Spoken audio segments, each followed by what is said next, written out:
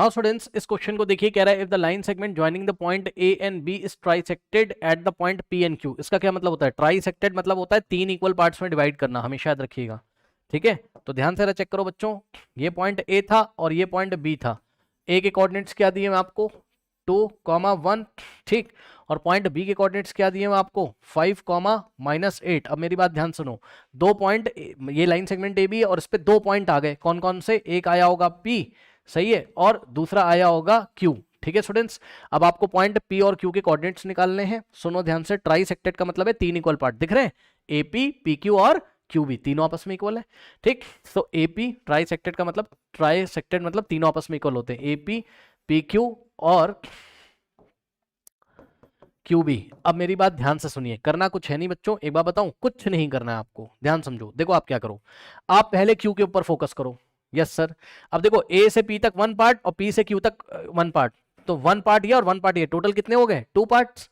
भाई ए से क्यू तक कितने हो गए? Two parts. तो जो पॉइंट क्यू है वो ए बी को कौन से रेशियो में डिवाइड कर रहा है? 2:1 में। चेक कर लो। तो अगर आप फोकस करोगे पॉइंट क्यू पे तो ये कर रहा है, पी को मत देखो भाई, थोड़ी देर के लिए पी को मत देखो, तो क्यू जो है वो ए बी को 2:1 के रेशियो में डिवाइड कर रहा है। अब पॉइंट क्यू के कोऑर्डिनेट मान लो x, y लो। ठीक, और ये हो गया क्या आपका? x1, y1, और ये हो गया क्या आपके पास? x2, y2। सही है, और 2:1 जो दिया है ये क्या हो जाएगा आपका? m1:m2। ठीक है, अभी के लिए। ठीक, जब हम पॉइंट क्यू को देख रहे हैं। ठीक है, तो अब पॉइंट बी का, पॉइंट क्यू का x कोऑर्डिनेट जो होगा, लगा दो सेक्शन फॉर्मूला। x क्या होता है बताओ? m1x2 और प्लस m2x1 और बाय m1+m2। सही है, तो यहां से x कितना आ जाएगा? m1x2, m1 की जगह बच्चों कितना रखोगे? 2, है ना, और इंटू x1 की जगह कितना, सॉरी x2 की जगह कितना रखोगे? 5, m1x2 है ना, और प्लस m2x1, m2 की जगह 1, और इंटू x1 की जगह कितना रखोगे? 2। ठीक, अपॉन में m1+m2, m1 की जगह 2 और m2 की जगह 1, 2+1 सॉल्व कर लो, कितना आ जाएगा? 2 5 होता है 10, और 1 इंटू 2 2, और अपॉन में 2 1+1 3, 10+2 12, 12/3 कितना होता है भाई? 12/3 कितना होता है? 4।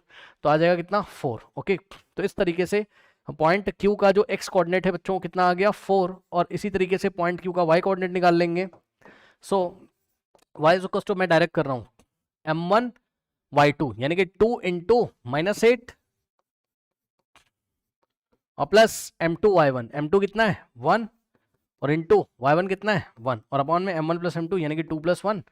अब देखो 2 इंटू -8 -16, और प्लस 1 इंटू 1 1, अपॉन में 2+1 3, -16+1 -15, -15/3 कितना हो जाएगा? 3 5 15 होता है, -5 आ गया। लीजिए, तो पॉइंट क्यू के y कोऑर्डिनेट कितना हो गया? -5। ठीक, इस तरीके से पॉइंट क्यू के कोऑर्डिनेट्स आ गए।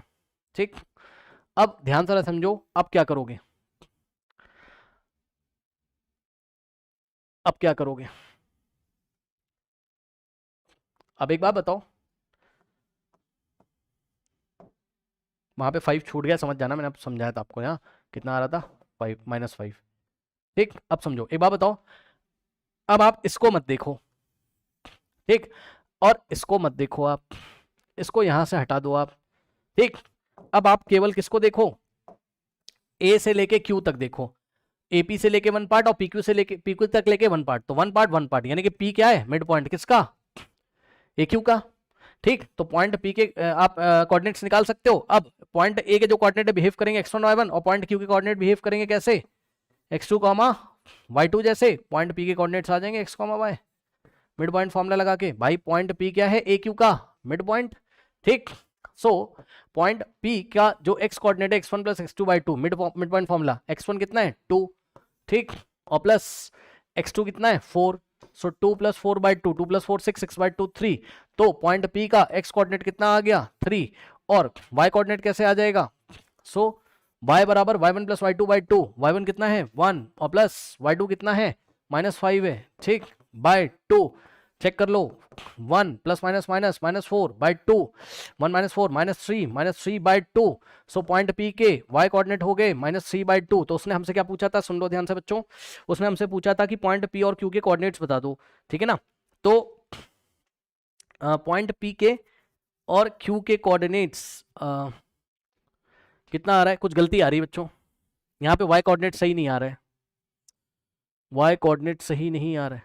हाँ अच्छा, हाँ यहाँ गलती हो गई ना, हाँ ये गलती हो गई।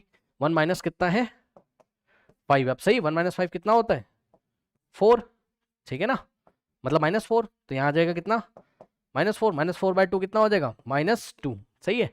तो इसका मतलब कि पॉइंट P के कोऑर्डिनेट कितने हो गए -2, है ना।